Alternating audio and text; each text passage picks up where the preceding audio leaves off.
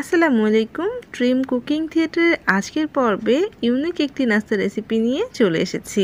আজ আমি আপনাদের সাথে এমন একটি নাস্তা রেসিপি শেয়ার করছি যেটা আপনারা সকাল বিকালের নাস্তা কিংবা রাতের খাবারে কোনো ধরনের রুটি বেলার ঝামেলা ছাড়াই তৈরি করে নিতে পারবেন। ভীষণ হেলদি আর সহজ একটি নাস্তা রেসিপি। আশা করছি আমার এই ইউনিক নাস্তা রেসিপিটা আপনাদের ভালো লাগবে। চলুন তাহলে দেখি। প্রথমে আমি ডো তৈরি করছি। এর জন্য একটা বাটির মধ্যে আমি 1.5 কাপ পরিমাণে ময়দা নিয়ে নিলাম, আর তার মধ্যে দিয়ে দিচ্ছি 1 চা চামচ ইস্ট, দিয়েছি আধা চা চামচ লবণ আর 1 টেবিল চামচ চিনি, আর দিয়েছি 1 টেবিল চামচ গুঁড়া দুধ। এখন এই শুকনো উপকরণটাকে খুব ভালো করে মিক্সড করে নিচ্ছি। মিক্সড করে নেওয়ার পর এখানে আমি পানি ইউজ করছি। আমি হালকা গরম পানি নিয়েছি। পানিটা আমি 1 কাপ পরিমাণে নিয়েছি। পুরো ভর্তি করে 1 কাপ পরিমাণে পানি পুরোটাই আমি এই ময়দার মধ্যেই দিয়ে দিলাম। এখন খুব ভালো করে একটা চামচ দিয়ে মিক্সড করে নিচ্ছি। কিছুক্ষণ খুব ভালো করে মিক্সড করে নিতে হবে। 1.5 কাপ ময়দার সাথে আমি পুরো 1 কাপ হালকা গরম পানি ইউজ করেছি। পানিটা কিন্তু খুব বেশি গরম হওয়া যাবে না, একদম হালকা গরম হতে হবে। আর এর মাঝে দেখেন আমি ব্যাটারটাকে খুব ভালো করে মিক্সড করে নিচ্ছি। এটা দেখেন একদম শক্ত ডো না, আবার একদম পাতলা ডো না, একটা ঘন খামির বা ব্যাটার তৈরি করে নিতে হবে। দেখতে পাচ্ছেন ঠিক এরকমটা হতে হবে।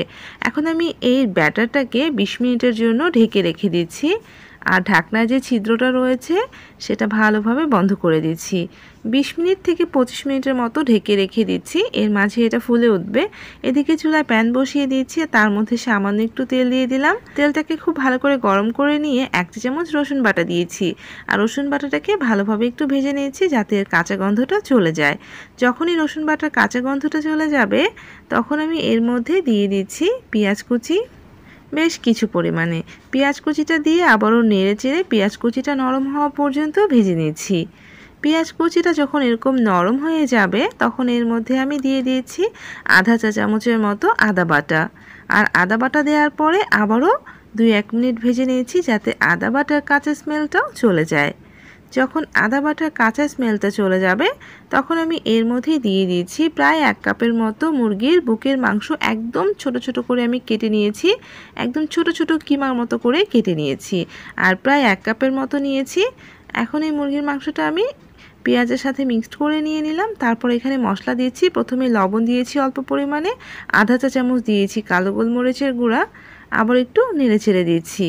এখন এর মধ্যে আমি দিয়ে দিয়েছি লাল মরিচের গুঁড়া, আর লাল মরিচের গুঁড়াটা আমি আধা চা চামচের একটু বেশি দিয়েছি। এখন আমি নেড়ে চেড়ে মরিচের সাথে মাংসটাকে মিক্সড করে নিয়েছি, আর কয়েক মিনিট আমি তেলের মধ্যে ভেজে নিয়েছি। এতে করে মাংসের ফ্লেভারটা অনেক বেশি ভালো হবে। 2-3 মিনিটের মতো ভেজে নেওয়ার পরে এখানে আমি পানি অ্যাড করে দিয়েছি। অল্প পরিমাণে পানি দিয়েছি যাতে মাংসটা ভালোভাবে সিদ্ধ হয়ে যায়। এখন ঢাকনা দিয়ে ঢেকে রান্না করে নিব যতক্ষণ না পানিটা পুরোপুরি শুকিয়ে যাচ্ছে।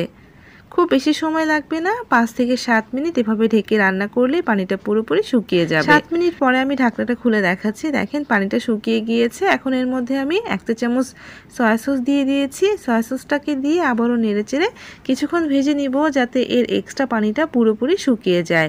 এর মধ্যে কিন্তু কোনো পানি থাকা যাবে না, তাই চুলার আঁচটাকে বাড়িয়ে দিয়ে খুব ভালো করে ভেজে নিয়েছি। দেখেন পানিটা একদম শুকিয়ে গিয়েছে। এখন আমি পুরোটাকে নামিয়ে নিচ্ছি। এদিকে 25 মিনিট পরে আপনাদের ঢাকনাটা খুলে দেখাচ্ছি। দেখেন ব্যাটারটা কিন্তু ফুলে উঠেছে। 20 থেকে 25 মিনিট রেখে দিলেই ব্যাটারটা এরকম ফুলে উঠবে। দেখেন আমি একটা স্পুন দিয়ে উঠিয়ে দেখাচ্ছি। ঠিক এরকম হবে জাস্ট 20 থেকে 25 মিনিট যদি আপনি ঢেকে রেখে দেন। হয়ে গিয়েছে। আমি এখন ব্যাটারটাকে একটা সাইডে সরিয়ে রাখছি। এরকম 1 চামচ করে আমি ব্যাটার নিব। তার আগে এখানে আমি 2টো ডিম নিয়ে নিচ্ছি, আর এই ডিমের মধ্যে আমি 1 চিমটি পরিমাণে লবণ দিয়েছি। খুব বেশি না, জাস্ট 1 চিমটি পরিমাণে লবণ দিয়ে খুব ভালো করে আমি কাঁটা চামচ দিয়ে ডিমটাকে ফেটিয়ে নিচ্ছি। হয়ে গিয়েছে। চুলায় প্যান বসিয়ে দিয়েছি। তার মধ্যে আমি 1 টেবিল থেকে 2 টেবিল চামচের মতো তেল দিয়েছি। খুব বেশি না, 1 টেবিল চামচ তেল দিলেই হয়ে যায়। তেলটা প্যানের মধ্যে ছড়িয়ে দিয়েছি, আর চুলার আঁচটা একদম লো করে দিয়ে যে ব্যাটারটা আমি তৈরি করে নিয়েছিলাম সেই ব্যাটারটা এরকম চামচ দিয়ে 1 চামচ পরিমাণে দিয়ে দিয়েছি। আর অবশ্যই চুলার আঁচটা একদম লো রাখতে হবে। এখন আমি মেজারমেন্ট কাপটা আছে না, যেটা দিয়ে আমি ময়দা মেপে নিয়েছি, সেটা দিয়ে এভাবে ব্যাটারটাকে গোল করে নিচ্ছি। তার আগে নিচে একটু তেল লাগিয়ে নেবেন। আপনারা কিন্তু স্টিল বা যে কোনো কিছু দিয়ে এভাবে ব্যাটারটাকে ছড়িয়ে দিতে পারেন। এভাবে একটু গোল করে ছড়িয়ে দিচ্ছি, আর অবশ্যই একটু তেল লাগিয়ে নেবেন, তাহলে ব্যাটারটা এর গায়ের মধ্যে লেগে থাকবে না। এখন এর মাঝে আমি দিয়ে দিচ্ছি তৈরি করে রাখা চিকেনের পুরটা। এটা আপনারা আপনাদের পছন্দ মতো দিয়ে নিতে পারেন। আর এরপর এর মধ্যে আমি কিছু টমেটো কুচি দিয়ে দিয়েছি। চুলার আঁচটা কিন্তু একদমই লো থাকবে। এই পর্যায়ে যেহেতু প্যানটা খুব বেশি গরম না, তাই কিন্তু তাপটা কম রয়েছে। অবশ্যই চুলার আঁচটা একদম লো করে দিয়ে এই কাজটা করতে হবে। তারপর এখানে আমি ফ্যাটানো ডিমটা দিয়েছি, আর ফ্যাটানো ডিমটা দেওয়ার পরে ডিমটা একটু ছড়িয়ে পড়েছে, সেটা উপর দিকে উঠিয়ে দিয়েছি। দেখতে পাচ্ছেন। এখন ঢাকনা দিয়ে ঢেকে দিচ্ছি, আর 7 মিনিট চুলার আঁচটাকে মিডিয়াম টু লোতে রেখে রান্না করছি। আর অবশ্যই ছিদ্রটা বন্ধ করে দিতে হবে ঢাকনার। 7 মিনিট পর আমি ঢাকনাটা খুলে দেখাচ্ছি। দেখেন হয়ে গিয়েছে। আমি এখন এটাকে উল্টে দিব, খুবই আলতো করে উল্টে দিতে হবে। 7 মিনিটের মতো আমি ঢেকে রেখেছিলাম মিডিয়াম আঁচে। আবারও আমি 2 থেকে 3 মিনিট এভাবে ঢেকে রেখে দিব, চুলার আঁচটাকে মিডিয়ামে রেখে। 3 মিনিট পরে ঢাকনাটা খুলে দেখছি, চুলার আঁচটা কিন্তু মিডিয়ামে ছিল। 2 থেকে 3 মিনিট এভাবে ঢেকে রেখে দিবেন, তাহলে দেখবেন উপরে ডিমটা হয়ে গিয়েছে আর ভালোভাবে সেট হয়ে গিয়েছে। আমি নামিয়ে নিয়েছি, আর সেমভাবে আমি বাকি ব্যাটার দিয়েও তৈরি করে নিচ্ছি। অল্প পরিমাণে তেল দিয়েছি, খুব বেশি তেল দিবেন না, 1 টেবিল চামচের কম তেল দিতে পারেন।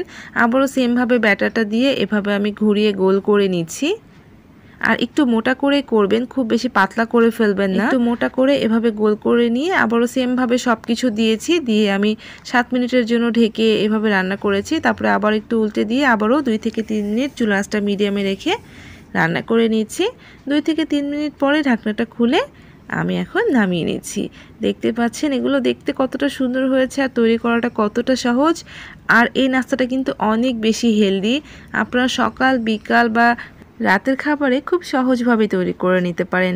আর এটা তৈরি করলে কেউ বুঝতেই পারবে না যে আপনি এটা কী তৈরি করেছেন, পিৎজা নাকি অন্য কিছু। বাচ্চারা তো খেতে পছন্দই করবে, বড়রাও খেতে অনেক বেশি পছন্দ করবে। আশা করছি আমার এই নতুন নাস্তা রেসিপিটা আপনাদের ভালো লাগবে। আপনারা একবার হলেও বাসায় ট্রাই করবেন। আশা করছি আমার এই নতুন নাস্তা রেসিপিটা আপনাদেরও ভালো লাগবে। ভালো লাগলে অবশ্যই আমাকে কমেন্ট করে জানাবেন। আর দেখলেনই তো এটা কতটা ইউনিক। আমি আপনাদেরকে ভেঙে দেখাচ্ছি, এটা কিন্তু তুলতুলে নরম হয়, আর খেতেও কিন্তু ভীষণ মজা। এর ফ্লেভারটা দারুণ হয়ে থাকে। সকালের জন্য তো বেস্ট একটি নাস্তা রেসিপি।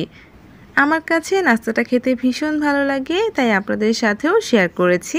তো আমার এই রেসিপিটা যদি ভালো লাগে, তাহলে অবশ্যই আমার রেসিপিটাতে একটা লাইক দিয়ে দিবেন। আর আমার এমন আরও রেসিপি পাওয়ার জন্য প্লিজ আমার চ্যানেলটাকে সাবস্ক্রাইব করে আমার সাথেই থাকবেন। সবাইকে ধন্যবাদ জানিয়ে বিদায় নিচ্ছি। সবাই ভালো থাকবেন। আল্লাহ হাফেজ।